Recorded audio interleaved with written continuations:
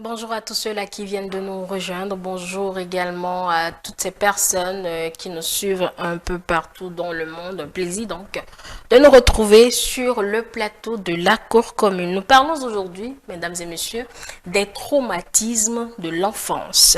Les traumatismes subis par les enfants sont un problème omniprésent. L'impact des traumatismes sur les enfants peut être profond, affectant leur trajectoire de développement et leur qualité de vie en général. Dans ce numéro de la Cour commune, nous allons nous pencher, mesdames et messieurs, sur l'importance de comprendre et traiter les traumatismes de l'enfance. C'est une affection que traitent souvent les psychiatres et les psychologues, et le consultant maison est sur ce plateau pour bien évidemment répondre à nos questions sur le sujet. Bonjour à vous, André Alirono. Bonjour Angèle, bonjour chers téléspectateurs, téléspectatrices. Eh ben, c'est votre domaine, pourquoi vous souriez quand je l'ai dit, c'est votre domaine, non? C'est vrai Oui, que les psychiatres vont nous prescrire des médicaments, mais vous, l'écoute, c'est beaucoup plus avec vous. évidemment, et surtout, nous sommes en amont, en aval et aussi entre les deux. Et pour un traitement efficace, voilà, tout ce qui est traumatisme, ça fait obligatoirement, et j'ai dit obligatoirement, appel à un psychologue. Voilà, merci d'être là. Et je suis également avec Khalid Tansi, journaliste. Vous saurez pourquoi il est là sur ce plateau. Bonjour Khalid. Oui, bonjour Madame Toboula, j'espère que vous allez bien. Moi, ça va? Et vous-même? Oui, ça va super bien. Alors, vous allez baisser un peu votre micro, voilà. Dans cette position, c'est beaucoup plus intéressant. Et élégant. Oui, et élégant surtout. Mais c'est un animateur qui me le dit, donc du coup, je n'ai pas besoin de vous le rappeler, Calice. Alors, mesdames et messieurs, il est vrai que le mal dont nous parlons est très peu abordé sous nos cieux, mais ce n'est pas parce qu'on n'en parle pas qu'il est inexistant, ça existe. Et aujourd'hui, notre rôle sur ce plateau, c'est déjà comprendre ce que c'est qu'un traumatisme, c'est quoi un traumatisme de l'enfance, et après, comment savoir même qu'on a subi des traumatismes, parce que ce n'est pas toujours évident. Et après, on va aborder l'aspect surmonter donc cette partie difficile de la vie donc de l'enfant devenu après adulte, parce que c'est une fois adulte que les impacts sont beaucoup plus visibles. Nous saurons démarrer sans définir ce que c'est qu'un traumatisme, et dans nos recherches, nous avons consulté le Robert et le Larousse. Le Robert définit le traumatisme comme étant, dans le premier sens, l'ensemble des troubles provoqués dans l'organisme par une lésion, une blessure grave. Ça donne comme exemple le traumatisme crânien. Et dans le deuxième sens, ça définit le traumatisme comme un choc émotionnel très violent. Quand nous consultons à présent le Larousse dit dans un premier sens que le traumatisme est l'ensemble des lésions locales intéressant les tissus et les organes provoqués par un agent extérieur, troubles généraux qui en résultent. Et l'expression dira traumatisme physique avec comme définition ensemble des troubles physiques ou psychosomatiques provoqués accidentellement par un agent extérieur au sujet. Voilà donc la définition ou les définitions que nous avons pu avoir du mot traumatisme, mais là nous parlons des traumatismes infantiles, des traumatismes de l'enfance. Il doit y avoir des différences, et justement c'est cette différence que va apporter le psychologue quand on parle de traumatisme de l'enfance. André Alirono, que devons-nous comprendre? Mais merci beaucoup Angèle. Parler des traumatismes de l'enfance, il faudrait qu'on arrive à comprendre tout simplement, je vais aller en des mots terre à terre. C'est une perturbation, je vais dire, de la manière de penser, de se comporter et d'être, et même une perturbation qui peut être apparente, c'est-à-dire sur le plan physique aussi, sur l'enfant. C'est visible sur l'enfant. Du coup, ça nous amène à parler de plusieurs types de traumatismes. Déjà, il faut savoir que le traumatisme, c'est pas seulement, ça ne concerne pas que les enfants. D'accord. Tout être humain et à tout âge, on peut être traumatisé. On peut être victime d'un fait traumatique. Donc, voilà. Considérons que c'est une perturbation dans le flux normal, du déroulement normal de la vie. Dans la manière d'être de façon normale, il y a une perturbation qui vient. Les définitions que nous avons trouvées, ça parle le plus des traumatismes physiques, issus d'accidents de circulation. Par exemple, quand on se fracture un os, etc. Mais là, nous parlons plus de traumatisme psychologique, si je peux le dire comme ça. Et qui dit traumatisme fait toujours appel à un aspect psychologique de la blessure, qu'elle soit physique ou émotionnelle ou morale ou tout ce qu'on veut. C'est qu'il y a un aspect, cette blessure vous laisse des cicatrices ou des douleurs psychologiques. Et c'est de là qu'on parle de traumatisme. Donc, suite à un accident de circulation, voilà, une blessure, je vais dire physique, devient traumatisante pour l'enfant parce que quand l'enfant rapporte les circonstances de l'accident ou point d'individu, parce que quand il revisite les circonstances de l'accident, ça appelle une douleur psychologique en lui. Et donc, on peut aller sur des traumatismes physiques. Si je me cantonne sur les enfants, il y a les traumatismes physiques, c'est-à-dire quoi? Les coups et blessures que nous donnons, non, les coups que nous donnons aux enfants. Et c'est pour ça que quand on dit éducation sans chicotte, ça a son sens. Donc, les coups que nous donnons pour soi-disant punition ou éduquer, et voilà, si le coup n'est pas mesuré et que la douleur que l'enfant reçoit est si profonde que ça s'ancre dans sa manière même d'être, que ça va toucher son identité, parce qu'il y a des douleurs physiques qui vous font mal au point où vous ressentez ça dans votre tréfonds. Et donc, quand il y a ces coups, et aussi la répétition de ces coups, l'objectivité de ces coups, physiques je veux dire. Donc, quand il y a tout ça, l'enfant, quelque part, c'est comme si vous dénaturez qui il est. Parce que s'il juge que pour un oui ou pour un non, il est battu. Il va voir, le coup physique n'est plus l'objet de sa souffrance, mais c'est la non-considération. Et là, je vais venir à un autre traumatisme, la négligence. Le traumatisme au niveau des enfants, la négligence. Ça traumatise beaucoup les enfants, c'est-à-dire quand ils se sentent négligés, abandonnés et tout ça, et on le voit souvent. Un père qui quitte, une mère qui abandonne l'enfant, qui s'en va, ou un enfant, on ne prend pas soin de lui. Vous voyez tout le changement que ça apporte dans son développement plus tard au niveau comportemental. Et il y a aussi ce qu'on appelle les violences sexuelles sur les enfants. C'est des sources de traumatisme vraiment infantiles très graves. Parce que voilà, vous venez, j'ai envie de dire quoi, je ne sais pas, mais vous venez percer tout ce que l'enfant a de plus cher en lui, mais sans son autorisation. Vous venez le violer dans tout son être. C'est-à-dire vous venez perturber jusqu'à son identité. En fait, on lui vole son innocence en termes clairs. Totalement, en fait. Et ça, pour réparer, j'ai envie de dire, c'est très, très, très compliqué. Et donc, il y a les violences sexuelles sur les enfants. Et ne disons pas en matière de violence que c'est seulement quand il y aura pénétration, quand il y aura rapport, non. Pour l'enfant, même les attouchements peuvent être aussi graves que l'acte complet. Donc, même les propos, même les regards, parce que l'enfant va estimer quelque part que si déjà dans sa tête, il se dit « je suis convoité par, j'ai été violé par ». C'est pour ça qu'en matière de viol d'enfants, la justice ne fait aucun cadeau à comment on appelle, à l'auteur. Oui. Voilà. Donc, il y a des viols, il y a les viols. Bon, on a parlé de négligence. Quoi encore Donc vous avez abordé quelque peu les différents types.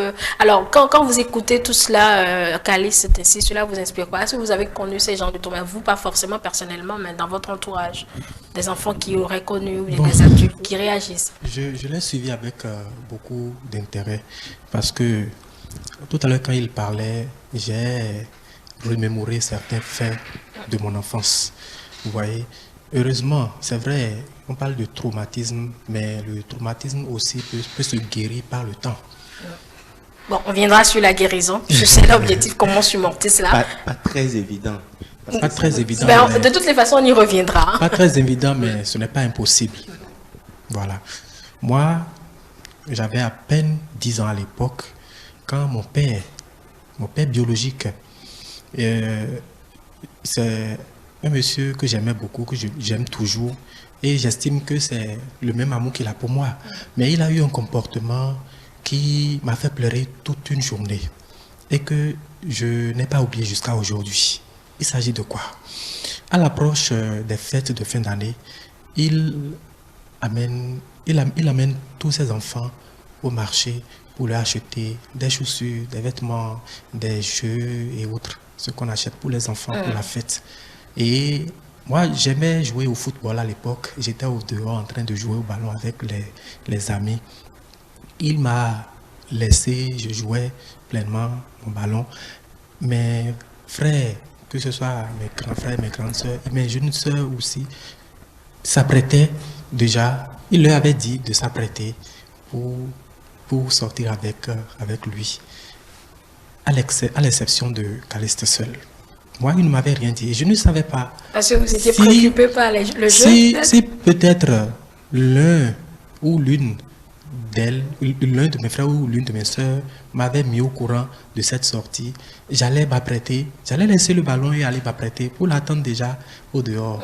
Mais personne ne m'a rien dit. Et moi, j'étais là tout peinard, ne sachant rien. Quand, au moment où il devait sortir, il me disait d'aller m'apprêter pour sortir avec lui. J'ai couru, je suis allé directement dans la douche, j'ai mis de l'eau, j'ai jeté l'eau et j'ai fui en même temps l'eau. Je suis allé mettre mon habit, même les chaussures aussi, c'est au dehors que je devais les porter. Mais je suis sorti, ils avaient déjà débarré la voiture, ils étaient partis. Et je m'étais mis à pleurer. Ma maman m'a dit que je n'ai pas besoin de pleurer, de ne pas pleurer, et qu'ils sont allés au marché comme à son habitude, pour qu'il aille leur acheter les trucs de fête là. De ne pas m'inquiéter. Et avant de partir, qu'il lui a remis de l'argent pour lui dire d'aller acheter des chaussures en plastique pour moi. Mais les autres doivent aller acheter des chaussures en cuir. Vous voyez un peu? Et ça m'a encore choqué davantage. Je me suis mis, déjà à cet âge-là, à penser à mille et une choses. Et je me posais la question de savoir ce que j'ai fait pour mériter cette différence de traitement. Ça m'a choqué sérieusement. Je pleurais à chaudes larmes, sans que personne ne me tape. Et j'étais là en train de pleurer. Plusieurs personnes sont venues vers moi me demander qu'est-ce que j'avais. J'ai dit que je n'ai rien. Je leur avais dit dans le temps que je n'avais rien. Et je pleurais quand même. Je pleurais. Ils ont passé presque toute la journée là-bas. Et je pleurais jusqu'à un moment où je m'étais endormi. Quand je me suis endormi, à leur arrivée, j'ai dormi encore quand j'ai entendu l'une des voix et je me suis réveillé et j'ai repris encore les pleurs. Et ce qui m'a agacé davantage, au moment où je voyais leurs cadeaux, je voyais les jouets qu'on leur a achetés, les belles chaussures en cuir et autres là. Et je pleurais à chaudes larmes. Je pleurais sérieusement. Vous voyez, ça m'a traumatisé. Même quand j'étais au collège, des fois je me rappelle de ça et ça m'attriste. Et aujourd'hui, j'ai beaucoup changé. Sinon, pour ceux qui me connaissent bien, qui ont vécu avec moi, même jusqu'à l'université, pouvaient déjà lire en moi un calme un peu rare. J'étais très calme. Parfois même, je suis à la maison, je suis tranquille, sans que personne ne me réveille. Je suis là comme quelqu'un qui est abattu par une situation donnée. Et j'étais toujours calme. J'avais un calme exceptionnel. Au point où il y a l'une de mes grandes sœurs qui un jour s'est mise à me gronder. Pourquoi toi tu es calme comme ça? Pourquoi qu'est-ce que toi tu es toujours calme comme ça? Je suis allé en vacances même chez l'un des oncles là. Et il y a une fille qui était venue, je ne sais pas, elle n'était pas venue en vacances, mais elle était là. Et il y a une autre, leur domestique aussi. Ça a fait à peine deux jours quand ils m'ont observé, à l'exception de mon frère avec qui je suis allé là-bas. Ils m'ont dit, mais toi, tu es trop calme. Donc, nous avons constaté que toi, ce tu es trop calme. Au choc reçu, c'est cela? Effectivement. C'est une suite logique, à mon entendement. D'accord. Mais aujourd'hui, ça a beaucoup changé. C'est pourquoi j'ai dit que ça se guérit avec le temps. Ça dépend de la violence du choc. C'est ce que j'allais dire. Mais mon cher Kali, je crois la douleur est encore vive. Quand tu en parles, on voit que Oui, il s'en rappelle encore comme si c'était hier. Et ça me permet de parler. La douleur n'est pas vive, elle est partie depuis. Ça, je peux vous le garantir. Mais tu as quand même besoin que... Bon, ça, vous allez le faire dehors. Mais là, on reste sur ce thème. Je vais vous surprendre. Pas besoin. J'ai dépassé déjà cette limite. Vous savez, j'ai eu à On traverser... peut refouler, on peut vivre en déni. J'ai eu à traverser plein d'autres situations, plein d'autres situations qui sont encore plus coriaces que ça. Vous voyez? Et tout ça m'a forgé. Aujourd'hui, il y a des situations qui peut-être peuvent affecter d'autres personnes, mais moi, qui ne me disent rien. D'accord. Super. Ça me permet d'aborder ce type de traumatisme de l'enfance qui reste le plus grave. C'est vrai que ça se voit plus ou moins à travers tous les autres types, mais le traumatisme émotionnel reste le plus grave. Non seulement il est transversal, parce que à la fin, il aura un bout dans tous les autres, mais quand il est aussi émotionnel, direct, comme vous l'avez vécu, parce que votre père ne vous a rien dit. Il ne vous a pas donné d'explication. Et vous vous êtes senti tellement blessé que même si vous chicotez, c'était mieux. Oui. Il pouvait passer toute la journée à vous chicoter. Je n'allais pas pleurer autant. Voilà. Et c'est ça. Et mieux encore quand vous rapportez les petits faits, c'est-à-dire, non seulement il va en voiture avec les autres, on ne te prévient pas, et c'est eux tous, mais puis encore, ils donnent de l'argent pour t'acheter quelque chose, soi-disant en compensation, mais qui te fait encore plus mal que le fait même de partir sans toi. C'est tout ça là qu'on met dedans. Parce que souvent, on dit aux parents les mots que vous placez pour les enfants, les comportements. Parce que l'enfant apprend par imitation, le plus souvent. Et donc, les comportements, les mots, les gestes, quand on les fait et que ça fait mal à l'enfant, il faut prendre le temps de se poser pour aider l'enfant à sortir de là. Vous voyez, il a dit, il est d'un calme exceptionnel et que ça se voit à vue d'œil. Ça fait partie des conséquences. Le repli sur soi. Parce que quoi, le traumatisme a pour caractéristique première, c'est que ça vient te fouetter, si je peux dire ça, dans ton fort intérieur. Ton identité, c'est-à-dire le qui tu es, ce sur quoi tu penses être basé, c'est ça qu'on vient bafouer. Et donc, l'expression que ça laisse tout dessus, c'est que tu n'es rien. Et si je ne suis rien, certains se replient sur eux-mêmes, totalement. Vous allez voir des enfants du jour au lendemain, ils deviennent tout calmes, ils replient sur eux, ils ne veulent pas avoir contact avec l'extérieur. Les conséquences, c'est qu'il va avoir de la difficulté relationnelle et c'est, comment on appelle, sa performance scolaire, d'apprentissage, tout ça va être impacté. D'autres, vous allez les voir, ils vont vouloir, c'est-à-dire répondre coup pour coup, l'agressivité.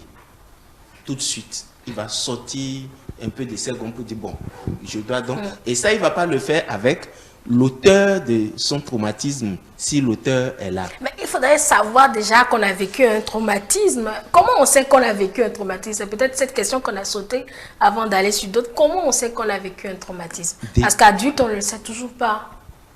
Bon, adulte, vous savez... Lui, s'est souvenu. Plus vous êtes âgé, si je peux dire, moins le traumatisme a d'importance dans votre vie.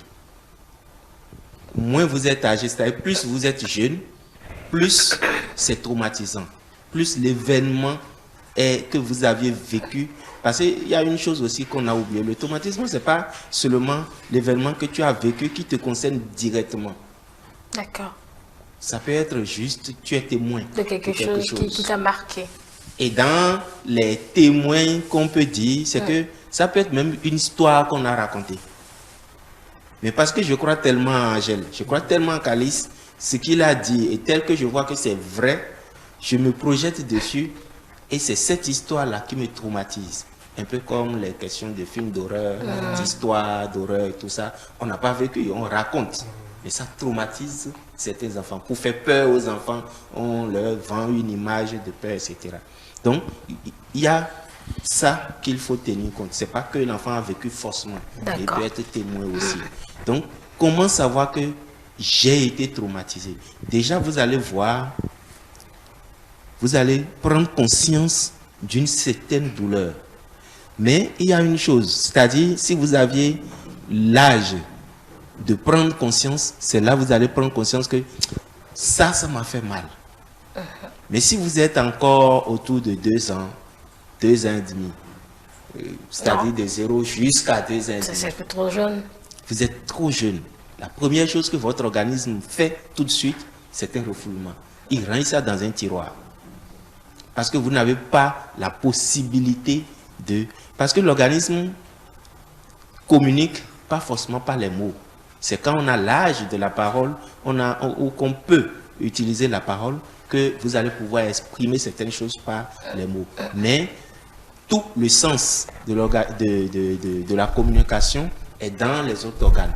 Donc quand vous souffrez, on dit souvent même le fœtus, quand la maman souffre, le fœtus sait que la mère souffre. Donc il ressent la douleur. L'organisme ressent toute la douleur comme si vous aviez 10 ans, vous avez 20 ans. Et comme vous n'avez pas la capacité, j'ai envie de dire, organique, de réagir, d'extérioriser, il va ranger ça dans un tiroir. Jusqu'à ce que vous ayez l'âge. Et quand vous aviez l'âge, c'est qu'un autre événement pareil, ou un autre événement aussi traumatisant, petit ou grand moyen, peut venir réveiller cela. Et en ce moment, le premier traumatisme a eu le temps de vieillir, si je peux dire ça pour que les gens comprennent, de vieillir, de se faire une peau, une carapace, de changer à l'intérieur de vous. Donc, pendant qu'il était là, il ne va pas aller rester couché quelque part. C'est pour cela qu'on parle de perturbation du flux normal de la vie. Il va perturber comment on appelle, votre circuit émotionnel. Et donc, votre réactivité, la manière de réagir, de répondre à des choses, votre adaptabilité, la manière de comprendre les situations va être affectée. Et je suis traumatisé, tout de suite, je reçois un choc. Ça va être difficile peut-être pour moi de parler, de m'exprimer. Ou on voit ça dans, comme je l'ai dit, l'agressivité. Certains, ça va changer leur habitude comportementale, même alimentaire. Ils vont même manger, ça va être difficile. Si vous voyez quelqu'un qui est traumatisé par, je vais dire une horreur, je ne sais pas, une blessure, prendre la nourriture ou manger la viande va être difficile. Parce qu'il a été, il voit une jambe partie de quelqu'un, etc. Ah, c'est comme ça. Ça peut être même juste avec un animal. Mais ça va traumatiser l'enfant au point où il dit, à partir d'aujourd'hui, je ne mange plus de viande. Parce qu'il va amener tout ce qu'on appelle viande à ça. Donc, il peut y avoir ça. Comme l'enfant va se replier totalement, comme on l'a dit, sur lui. Donc, vous allez constater un changement de comportement. Et vous-même qui êtes victime, vous allez voir que vous n'avez plus l'envie de vivre, de faire les choses comme d'habitude. Vous sentez en vous une certaine froideur, si je peux dire ça. Vous sentez une certaine froideur par rapport aux choses simples que vous avez l'habitude de faire. Et il y a aussi une certaine colère reine qui, si c'est une personne physique qui le fait, dans le cas des traumatismes, je vais dire sexuels, des agressions, des violences sexuelles, vous sentez une certaine haine, une certaine colère, mais c'est un enfant. En même temps, cette colère cohabite ou est étouffée par une impuissance. Vous voyez davantage, l'enfant sent, il sait, mais l'impuissance lui fait comprendre que tu ne peux rien contre. Davantage, ça aggrave son traumatisme. Et donc, voilà, il y a de petits signes qui montrent que Oui, vous êtes au courant, vous le savez. Et vous allez voir que dans le cas des traumatismes, les enfants qui, autour de 4 jusqu'à même 3 ans, 3 ans jusqu'à 17, ils donnent la lettre. Ils en parlent. Parce que l'enfant n'a pas encore la capacité, sa capacité adaptationnelle n'est pas encore mature. Donc il a envie d'évacuer tout de suite. C'est quand il est refoulé une seconde fois ou qu'il n'est pas, il pense que l'environnement ne le protège pas, il n'est pas en sécurité, c'est-à-dire on ne croit pas en lui, qu'il est obligé de gérer seul. D'accord. Mais son exemple à lui m'intéresse encore plus parce que les cas comme ça sont légion. Maman qui ne veut pas partir avec son enfant parce que l'enfant va l'encombrer, qui dit va te laver, je reviens, je t'attends. Et puis cette fois-ci, c'est papa qui a fait, mais des fois c'est maman qui nous fait. Tout enfant a au moins vécu ça, ne serait-ce qu'une seule fois. Elle est partie. Mais lui, il a gardé ça avec d'autres, évidemment, d'autres effets qui se sont ajoutés. Mais les parents ne le font pas forcément dans l'intention de choquer l'enfant. Donc du coup, ça dit quand on est parent, on doit systématiquement faire attention à tout ce qui concerne l'enfant. Mais là, est-ce qu'on va s'en sortir, André Alirono?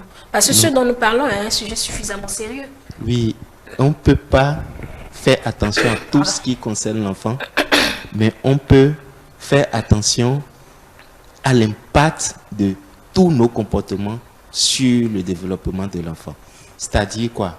Papa, si dans le cas de Calice, si c'est ça qu'on prend ici, dans le cas de Calice, si papa, lui, un jour après, ou le même jour, l'idéal, mais ou sinon un jour après, une semaine après, avait expliqué à Calice pourquoi il s'est comporté comme ça, je pense qu'il n'allait pas traîner ça aussi longtemps. Il n'allait pas vraiment traîner aussi longtemps. Il allait déjà ranger, catégoriser. Mais jusqu'ici, il reste encore sans réponse. Pourquoi il a fait? Je ne sais pas. Et c'est parce que je jouais au ballon. Maintenant, lui, il a fait. Pourquoi mes soeurs, mes frères, aucun d'eux ne m'a soufflé. Mais Khalid, viens te laver, on va partir. Qu'est-ce qui s'est passé? Il dit, plein de questions se sont passées. Et je suis sûr que l'une des questions, est-ce que je suis vraiment son enfant? Mais ça va évidemment, ça va lui traverser l'esprit. Évidemment, ça va lui traverser l'esprit. Oui. Et ça, c'est une question, tu vois, ça remet en cause son identité, sa base. Qui suis-je parmi eux?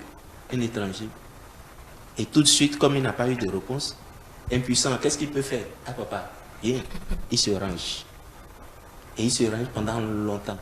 Et ce qui m'a intéressé ici, il n'a pas dit, quand je me suis réveillé, j'ai sauté pour voir qu'est-ce que vous m'avez ramené. Non, il voit les jouer, ça lui fait davantage mal, il se met encore à pleurer. Je suis sûr qu'il est tombé malade après ça, il n'a pas dit ça. Bon, ça risque d'être long. Mais ce qui moi m'intrigue, pourquoi vous n'avez pas cherché à savoir? Simplement. Est-ce que papa est toujours vivant? Posez-lui la question s'il est. Mon père, il est décédé, je pense, 2 ou 3 ans. Plus tu es son âme. Plus tu as voir son âme, pardon. 2 ou 3 ans après. 2 ou 3 ou 4 ans après l'acte, mon père est décédé. Donc je l'ai perdu il y a très longtemps. Mais je n'ai pas cherché à savoir pourquoi. C'est auprès de ma maman que je me suis rendu. Et ma maman, est-ce qu'elle m'avait donné une réponse satisfaisante? Elle m'avait dit juste de me taire et de m'en remettre à Dieu, de tout confier à Dieu. D'accord. Ok. Voilà une mauvaise réponse. Hein. Bon, excuse-moi. Si elle n'a pas de réponse, vous voulez qu'elle lui donne? Non, mais qu'elle lui dise, je ne sais pas vraiment. Moi-même, je ne sais pas vraiment. Mais je pense que. Et puis, bon, qu'elle maintenant l'accompagne pour dire, il a fait, tu connais ton.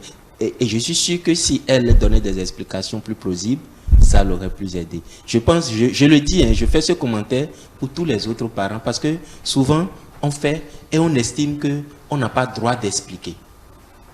Et on se dit, pourquoi tu demandes? Remets à Dieu. Excusez-moi beaucoup, mais ce n'est pas Dieu qui est venu poser l'acte. Dieu n'a rien à voir dans cet acte traumatique que vous aviez posé. Prenez vos responsabilités. Vous avez fait mal à votre enfant. Il a eu l'humilité de venir vers vous. Il a exprimé d'une certaine manière. Il a eu l'humilité de lui expliquer. En expliquant, non seulement vous le libérez, mais vous lui apprenez à ne pas répéter. S'il a senti aussi mal, il fera l'effort de ne jamais le faire à un enfant ou à une autre personne. Mais vous savez, il y a une chose, il y a une réalité qu'il ne faut pas occulter. Moi, je ne pouvais pas avoir l'audace d'aller faire face à mon père de lui pour lui demander. demander des explications par rapport à un acte qu'il a posé vis-à-vis Ça, c'est de vrai, moi. par contre. Je ne pouvais pas. C'est ce que j'ai dit. Parce qu'il était quelqu'un de vraiment autoritaire dans le temps. C'est vrai, il arrivait des moments où il parle bien avec nous, il riait bien avec nous. Mais je ne pouvais pas aller le voir pour lui poser des questions par rapport à ça. Voilà. Et ça renforce davantage l'utilité de ce thème. Angèle, excuse-moi, mais une heure ne suffit pas. Disons déjà l'essentiel. Parce que là, on va dans un sens beaucoup plus pointu de la chose. Le traumatisme, d'accord, on l'explique simplement. Les causes. Mais les conséquences, ça va plus profond. Parce que les conséquences ou le traitement va dépendre de tous les acteurs, j'ai envie de dire, de toutes les parties prenantes du traumatisme.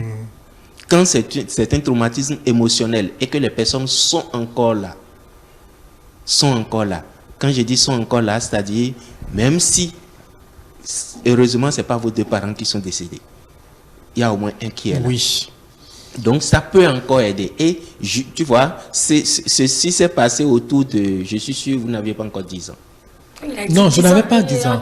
Je n'avais pas encore 10 ans. Voilà. Oui, Ça fait je n'avais pas encore 10 ans. une vingtaine, voire plus. Voire une trentaine d'années. Trentaine d'années Tout à déjà. fait, tout à fait. Mais il en parle, nous tous, on a ressenti quelque chose comme, voilà, chacun s'est projeté dans son enfance, dans ça. Donc, c'est juste pour dire quoi. Il n'est pas question de autorité, je ne dis pas d'aller demander au père, mais le parent, et je parle aux parents ici, je dis le parent devait avoir l'humilité. Tu as posé un acte, il faut expliquer pourquoi tu as posé l'acte. Si on doit expliquer tous les actes, André Aleronou. Non, pas qu'on va expliquer tous les actes. Si on doit expliquer Tu tous vois, les actes, l'acte que tu as posé ici, dans le cas de Calis, tu es sorti, je sens que tu es revenu, je suis sûr que ta femme a eu l'intelligence de te dire, il a beaucoup pleuré. Ou bien, tu demanderais à ta femme qu'elle sait pas, tu lui as acheté son truc. Tout ça. Mais en fait, ce qu'on dit, c'est pas de se soumettre au bon vouloir de l'enfant. Mais qu'est-ce qu'il voulait faire en faisant comme ça? Il voulait donner une leçon à son enfant. Mais la leçon, l'enfant n'a pas su. Il n'a pas appris la leçon. Donc, la leçon était un peu trop fort pour l'enfant aussi. Si on peut le dire. Il y a un philosophe, d'accord, qui a dit l'enfant est le père de l'homme. Oui. Vous n'avez pas réfléchi par rapport à cette citation-là pour savoir en réalité ce qu'il met dans l'enfant est le père de l'homme. Vous n'avez jamais réfléchi par rapport à ça? Non, ce que je suis en train de vous dire ici, bien sûr, ce que je suis en train de vous dire ici, c'est que demain, l'homme que vous allez être, si vous voulez, ça peut dépendre d'un seul événement de votre vie. Parce qu'on parle ici de traumatisme, de perturbation du flux normal, je ne veux pas dire émotionnel, et donc de votre système cognitif. Et quand je parle de système cognitif, ça va aller chercher dans la psychologie. C'est-à-dire, on va aller plus loin que l'ensemble de vos comportements, de votre manière de penser. Ici, je vais chercher juste la base de votre fonctionnement psychologique. Ce n'est pas encore tout l'ensemble psychologique. Donc, votre système psychologique, la manière même de penser, avant même de penser, ce qui fait ça en bas. Donc, un seul événement peut venir perturber tout ça. Et cet événement, on dit ici, plus ça apparaît tôt dans votre enfance, plus grave ça va être. Parce que la perturbation, l'effet ou les conséquences de la perturbation, ce n'est pas dans l'enfance qu'on les ressent. Justement.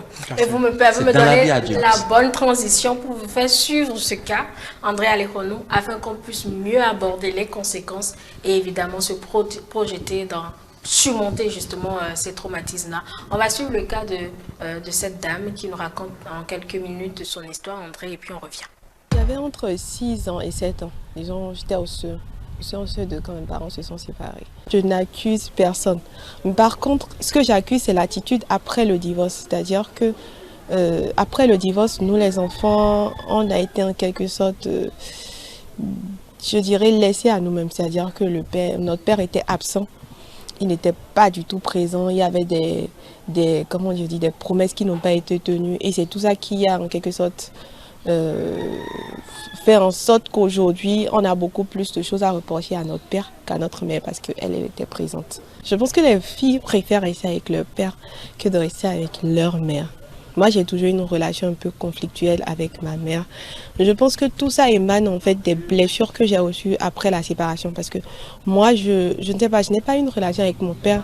Mais quand elle venait, j'étais très très contente. Donc, elle n'a pas tenu ses promesses.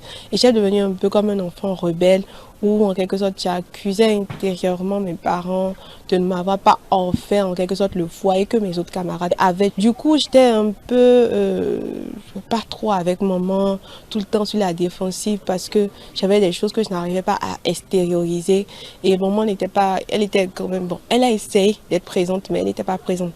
Une mère qui en quelque sorte s'occupe de ses enfants, elle sort, elle a un peu ses activités, elle gérait un hôtel à l'époque, elle faisait des va-et-vient donc elle n'était pas présente donc du coup je comptais en fait sur mon père pour pouvoir de temps en temps combler le vide de l'affection parentale. Mais bon, ça ne s'est pas fait. Si je suis devenue activiste féministe, c'est à cause de ça parce que oui, au cours de la séparation, moi j'ai entendu des choses. Je n'étais pas censée entendre ces choses-là, mais j'ai entendu des choses que je ne pourrais pas expliquer là. Et je me suis dit, en fait, est-ce que si c'est que ma maman à elle seule a pu faire ça, c'est que je peux le faire. Et le fait que mon père n'a pas voulu être présent ou a eu des comportements m'a reconforté dans le fait qu'en tant que femme, je suis capable ou que j'ai la capacité de pouvoir faire de grandes choses ou subvenir à mes besoins. Et je dis ça à mon mari que en fait je pense que les enfants n'ont pas forcément besoin que le papa soit présent pour être bien éduqué.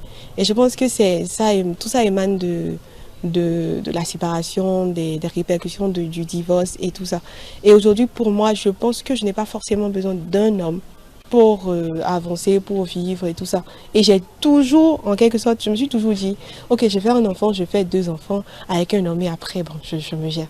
Donc aujourd'hui, ça a quelque peu changé, mais je pense que ça a vraiment, vraiment, vraiment impacté ma mentalité, ma façon de voir les hommes, la relation, la vie de famille, la vie de couple, l'éducation de l'enfant, etc.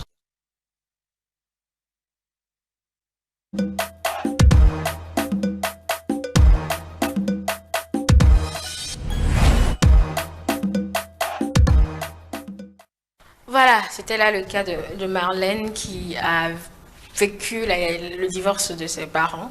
C'est maman qui a pu les éduquer, mais elle en a tout le temps voulu à maman parce que selon elle, ben, pratiquement c'est sa faute. Donc elle est allée se mettre avec papa parce que elle cherche cet amour qu'elle n'a pas reçu des deux chez papa. Et au finish, elle dit que si sa maman a pu les éduquer, elle ne sait qu'elle-même pourra éduquer seule ses enfants. Ce qu'elle dit d'ailleurs à son mari, c'est ça qui m'a un peu, qui me perturbe quelque peu, qui dit à son mari que, bah, écoute, les enfants n'ont même pas besoin de toi pour être éduqués. Et elle pense que si sa maman a pu le faire toute seule, qu'elle pourra le faire. En fait, c'est un cas qui interpelle, qui montre quelque peu les conséquences sur tout ce que cette dame pense. Elle a dit qu'avec le temps, ça a quelque peu évolué. Mais c'est déjà ça, André Alejandro. Ben, c'est ça le traumatisme émotionnel. Parce que c'était pas elle qui avait divorcé, et c'était pas elle qui était mariée, c'était ses parents. Et elle a dit, quelque part, j'ai entendu des choses que je ne devrais pas entendre.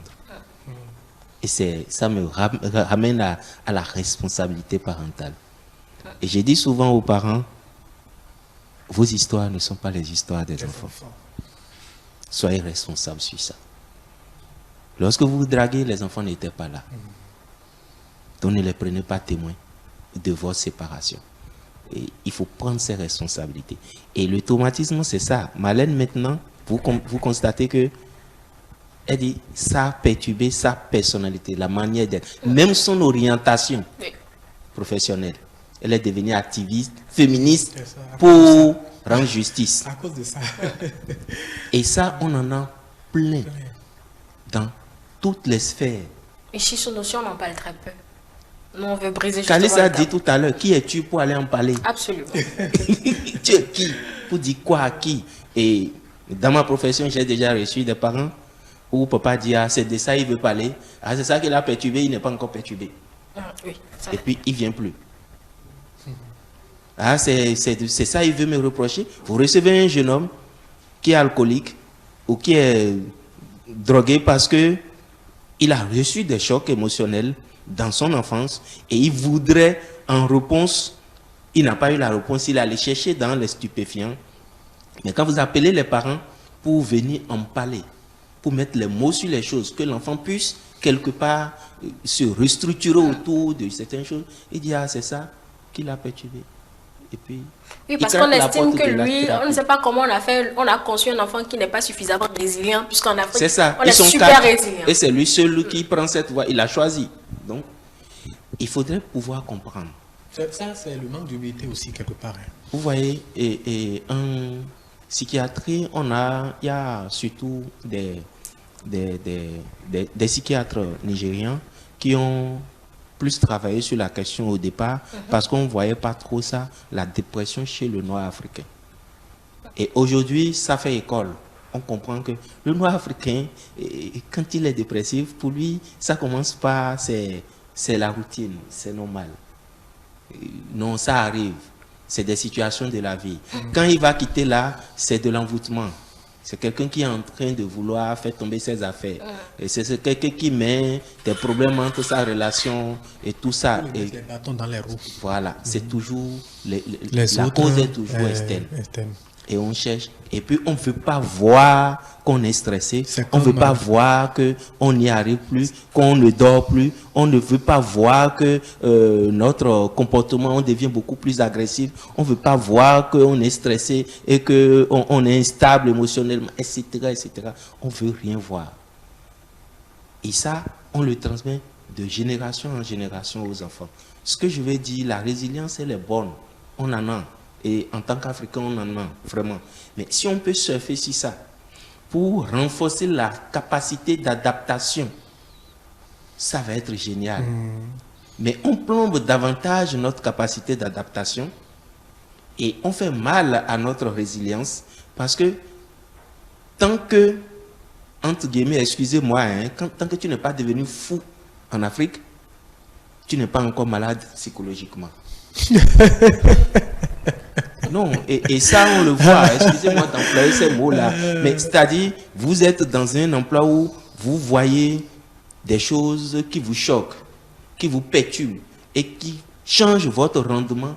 Votre patron ne voit pas encore que vous êtes perturbé, vous êtes traumatisé. On attend que le cas extrême... Il faudrait, le jour où vous allez faire un burn-out, où vous allez commencer par gifler tout le monde, cela on va dire, il est devenu fou. On va revenir au traumatisme de l'enfant. Ça, c'est juste une vue. Donc, je reviens pour dire, effectivement, c'est une réalité. J'ai envie de dire, tous les enfants pratiquement africains passent par là. Et on ne veut vraiment pas mettre les mots dessus. Autrement dit, on voit, on sait, mais on pense que ça ne fait pas l'actualité. Parce que tout à l'heure, vous voyez, quand j'ai essayé de titiller un peu Calice, il a dit, j'ai vécu des choses beaucoup plus graves. Donc, rien ne... Ça là, c'est encore... C'est encore petit. Autrement, on veut toujours faire croire psychologiquement qu'en Afrique, nous sommes toujours dans la jungle. Et qu'il faut se forger une carapace, je ne veux pas dire de règles de jungle. Non, il faut comprendre que l'individu est prioritairement psychologique, prioritairement émotionnel. Et que les émotions, ça n'a rien à voir avec ce qu'on voit physique. Ça dépend de chacun. Oui. Ça dépend vraiment de chacun. Personnel. Et c'est vrai que ça a un peu dîné. Ça a un peu dîné, mais dès que vous aviez légué un peu de patrimoine à votre enfant, c'est lui maintenant qui constitue, depuis le fœtus, tout le reste. Et donc, il est maître de ses émotions. Vous ne pouvez pas vouloir, parce que vous êtes quelqu'un de fort, je ne sais pas, dynamique et tout ça, vous ne pouvez pas vouloir que votre enfant ait les mêmes capacités d'adaptation, de résilience que vous. Alors, nous allons aborder l'aspect guérison, si c'est une guérison, en tout cas, comment surmonter. Calice, vous avez fait quoi? Bon, vous, chez vous, on a constaté plus de refoulement. Hein. Vous êtes terré dans le silence, muré dans le silence. C'est comme ça que vous avez pu gérer cela. Si c'est que vous considérez cela comme un traumatisme. Jusqu'aujourd'hui, il a adopté ça comme un mécanisme de défense. Comment on dit, une posologie normale pour pouvoir guérir. Vous avez juste accepté ça et vous êtes passé à autre chose. C'est comme des plaies qui, bien que n'ayant pas été pensées, se cicatrisent d'elles-mêmes. D'accord. Donc lui, il a pris... Tu trouves la bonne formule pour t'expliquer mieux le refoulement, pour confirmer. Pour lui, c'est le temps qu'il a guéri. Voilà, c'est le temps. André, c'est le temps qu'il a guéri. On dit que le temps est le second nom de Dieu. À ce qui paraît. Oui. Ah oui, ça c'est Donc, le philosophe, ça. En chanson. C'est le temps qui m'a C'est guéri. le temps qui vous a C'est le guéri. temps qui m'a Et guéri. vous êtes convaincu que vous êtes guéri? Non, je pense. Je suis convaincu. et Très dans- convaincu. Alors André, comment on en guérit quand on est certain qu'on a été traumatisé? Il faut forcément faire appel à un professionnel. Quand vous êtes certain que vous êtes traumatisé, c'est-à-dire lorsque vous prenez conscience du traumatisme, déjà, les démarches, c'est de pouvoir appeler au secours, de pouvoir extérioriser. Et souvent, on n'a pas la cause du traumatisme. On ne sait pas ce qui a causé ça, surtout quand c'est émotionnel.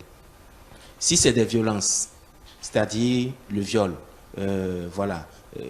la négligence, ou dans le cas de Marlène, une séparation et c'est exactement ça. Mais les conséquences, c'est ça maintenant qu'elle essaie de gérer. Oui. Mais quand elle sait ça, les explications, elle dit l'irresponsabilité des parents. Ils n'ont pas su ils n'ont pas su jouer leur rôle. La séparation, elle n'est pas contre. Selon l'exemple qu'elle nous a donné, elle n'est pas contre. Mais les promesses non tenues derrière. Et donc, les enfants ont commencé par dire à toi la faute, à toi la faute. Donc, il faut pouvoir extérioriser. Il faut pouvoir mettre les mots dessus. Je souffre, j'ai mal. Et avec un professionnel, on vous aide à aller chercher le fond. Qu'est-ce qui vous a fait mal? Jusqu'où ça vous a fait mal? Qu'est-ce que ça a perturbé chez vous? Et on vous aide à séparer les choses, à faire la part des choses. Oui, vous avez souffert quand vous avez 3 ans, vous avez 2 ans, vous avez 7 ans. Mais là, maintenant, vous êtes dans un emploi. Vous avez besoin de telle force pour pouvoir répondre positivement. Et on vous aide à faire la part des choses. Mais si vous ne faites pas le pas d'aller vers... Et ce que je dis souvent aux gens, c'est que ne venez pas vers un professionnel avec des mensonges. Par honte ou par peur, je ne sais pas. Quand vous venez, si vous ne dites pas la vérité, et là, vous n'avez rien à perdre. Mais si vous ne dites pas la vérité, vous ne dites pas ce que vous vivez réellement, il ne pourra pas vous aider réellement. Il va vous aider, je vais dire, à côté. Et vous n'aurez pas la réponse. Ça va Tant qu'il y faire a encore... le diagnostic qui est biaisé, c'est clair que le traitement est... Et le traumatisme, sera on pas le sait adapté. très souvent. Ce n'est pas compliqué à faire comme diagnostic. Souvent, le patient a plus ou moins une idée de ce que c'est avant de venir. Mais il ne peut pas avoir la précision dessus. Il sait qu'il, c'est-à-dire, il s'accroche aux conséquences. Je n'arrive plus, je suis souvent stressé, j'ai peur de ci, j'ai peur de ça, je n'arrive pas à parler dans les gens, mais je ne sais pas d'où c'est parti. Ces temps-ci, là, j'ai beaucoup plus peur, je n'arrive pas à dormir, moins de choses. On sait qu'il y a une perturbation. En fait, on veut des réponses aux symptômes, aux signes. On veut des réponses aux signes.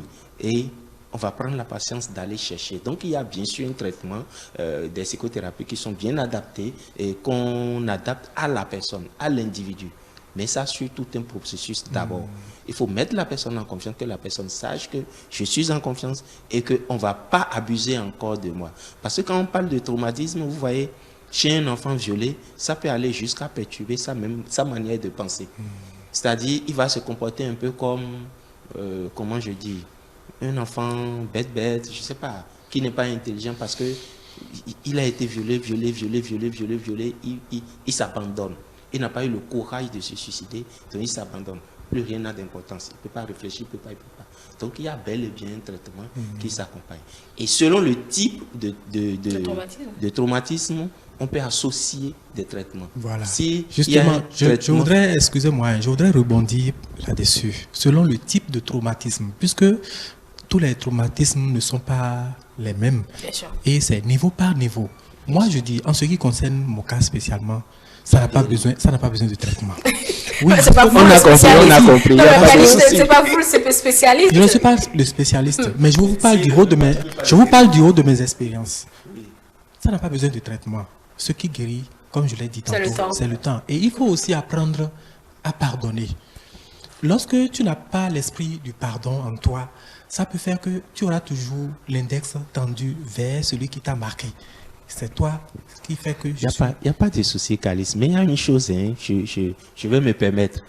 Actuellement, quand quelque chose te fait très très mal, non. Quand quelque chose te fait très mal, qu'est-ce que tu fais? Tu réagis agressivité ou bien tu te replies sur toi? Quand quelque chose me fait mal, quand quelqu'un t'énerve vraiment au fond, m'énerve à fond. Merci, c'est une très belle question. Ça dépend. Lorsque je vois que le mieux pour moi, c'est de réagir en même temps, je réagis et je fais le reproche à la personne et je finis avec ça. Après ça, la personne et moi, on peut encore rire, on peut manger, on peut faire tout ensemble. Champion. Mais il y a des cas où je vois que il vaut mieux ne pas décharger ma colère en même temps. Ton patron t'énerve. Surtout, non, laissez même patron. Moi, j'ai une équipe qui a une autorité sur toi. Laissez même autorité. J'ai même une équipe où je travaille avec des collègues et c'est moi qui dirige l'équipe. Il y a plein de choses qu'ils font qui m'énervent et je réagis. Il y a des fois où parmi eux, il y en a qui m'énervent, qui font des choses qui me marquent sérieusement. Mais à l'instant, je ne réagis pas. Mais je demande à la personne après de m'accorder un bout de temps pour qu'on puisse se voir et parler. Et je ne résiste pas à lui cracher la vérité en face. Non, ok.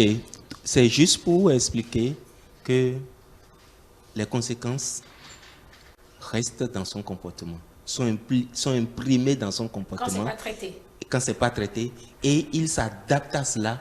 Et il s'est créé un mode de vie avec des mécanismes de défense aujourd'hui qui lui permettent d'avoir l'illusion qu'il a une certaine capacité de résilience et que c'est fini en fait. Non, rien n'est fini. Bon, André, Khalid, vous allez le laisser finir. Donc, juste là, pour dire aux parents, prenez la peine d'échanger régulièrement avec les enfants. Déjà, il y a une forme de prévention. Et c'est pour ça que je disais tout à l'heure, il faut prendre la peine d'échanger régulièrement avec des enfants. Ce n'est pas permettre aux enfants d'être les rois, mais c'est de participer à atteindre vos propres objectifs, qui est, pour ne pas dire qu'ils sont, d'avoir des enfants bien éduqués, utiles pour la société demain, pour la communauté. Tout parent a cet objectif-là, que mes enfants soient une bonne relève, qu'ils soient meilleurs, qu'ils soient bien. Et pour ça, je pense qu'il faut prendre l'humilité, la peine d'être un peu et de revisiter un peu tout ça au niveau des enfants et de voir comment est-ce que, parce que vous parlez, vous leur permettez à eux de pouvoir faire le traitement. Parce que lorsque c'est pas bien fait, l'enfant va se mettre dans un mode soit défensif, soit, j'ai envie de dire, protectrice. Il va peut-être se forger des carapaces qui lui permet, il se construit un bunker et il est dedans. Mais quand je parle de bunker, c'est une carapace, je vais dire, émotionnelle, psychologique, où il se dit, je ne suis plus perturbé par ça. Plus rien ne va venir me perturber. Tout simplement parce que je ne me laisserai plus jamais piétiner autant. Ou, tout simplement, voilà quelqu'un qui devient totalement imbéni à tout. Il faut que je sois prêt pour. Il faut que je sois prêt pour. Donc, votre mécanisme de défense, vos mécanismes de défense, parce que les mécanismes de défense se forgent avec le temps. Vos mécanismes de défense vont être construits plus ou moins en conséquence de vos traumatismes. Et les traumatismes, nous tous, on les a subis. Vous avez dit que selon le type, il y a le traitement, mais quand le type induit l'environnement, c'est-à-dire ses parents immédiats qui ne veulent pas toujours l'entendre d'une bonne oreille, comment vous faites? Ben, vous voyez les enfants, non? Vous voyez les enfants. Parce que vous avez donné le cas où des parents qui ont refusé de participer à des séances alors que leur enfant avait besoin de s'extérioriser. Vous savez, la nature nous donne toujours ce qu'on appelle une situation de substitution. Quelle que soit la situation. Si c'est le parent direct, je prends le cas de Calice. Papa n'étant pas là, maman est toujours là. Oui. À défaut des deux, une soeur, un frère plus aîné, qui avait l'âge de comprendre dans ce moment, qui avait peut-être l'information, est là. C'est ça qu'on appelle environnement de substitution. Il y aura toujours dans chaque situation pour vous aider. En plus de ça, la nature vous donnera l'opportunité dans votre parcours de réparer ou de restaurer les choses. Vous voyez Marlène, dans le cas, elle dit, avec le temps, ça a pris. Vous voyez son orientation, même professionnelle, et son orientation même, j'ai envie de dire, vie de couple. Oui. où elle met en garde déjà son mari, j'ai pas besoin de toi.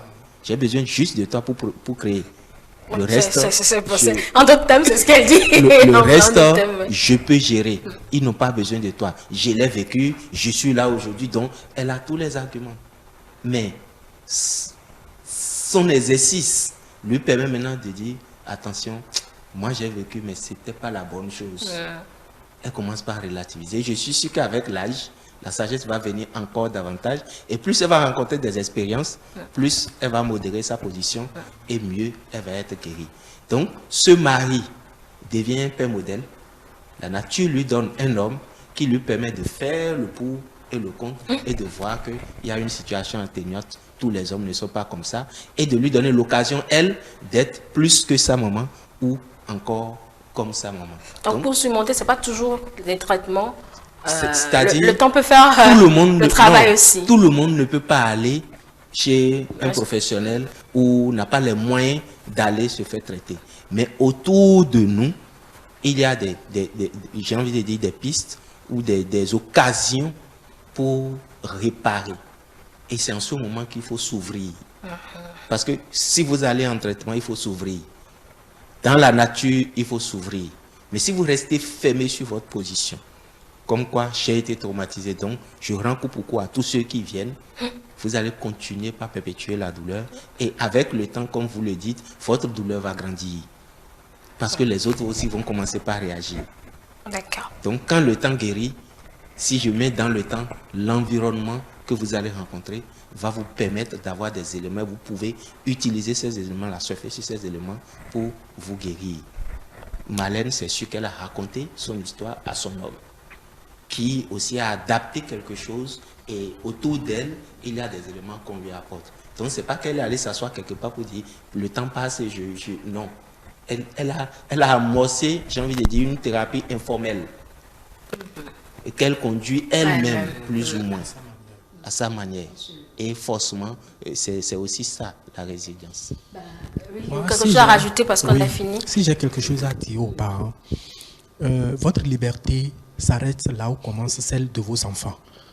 L'autorité parentale doit avoir des limites. C'est vrai, les enfants sont encore sous notre autorité, sous notre garde, mais n'oublions pas que les enfants ont aussi une psychologie qui peut facilement être atteinte. Donc, faisons beaucoup attention à nos actes et traitons les enfants de la même manière. Moi, aujourd'hui, je ne me vois pas traiter différemment mes enfants. Oui, parce que vous avez été marqué dans le Voilà quelque chose de positif que vous avez tiré. Juste vous remercier pour ces échanges. C'est vrai qu'une heure ne suffiront pas pour... Merci beaucoup, André. Je retiens que le traumatisme ou les traumatismes de l'enfance ne sont pas affaires de blanc.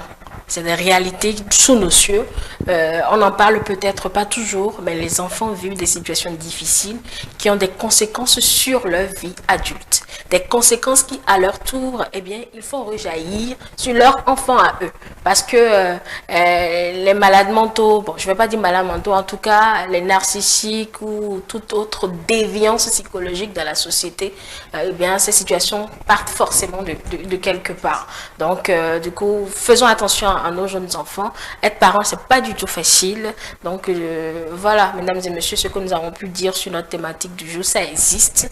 Écoutons nos enfants. S'ils suscitent des débats surtout, cela leur permet d'enclencher le processus de guérison assez tôt afin que les conséquences ne soient pas difficiles à gérer plus tard. Merci Calice pour votre témoignage. Merci André pour vos conseils également. Et merci à vous qui nous avez suivis depuis le début de cette émission. On va se retrouver demain si Dieu le veut. N'oubliez pas que vous pouvez continuer à nous suivre sur nos plateformes numériques. Passez une très belle journée. ETélé avec vous. Pour vous.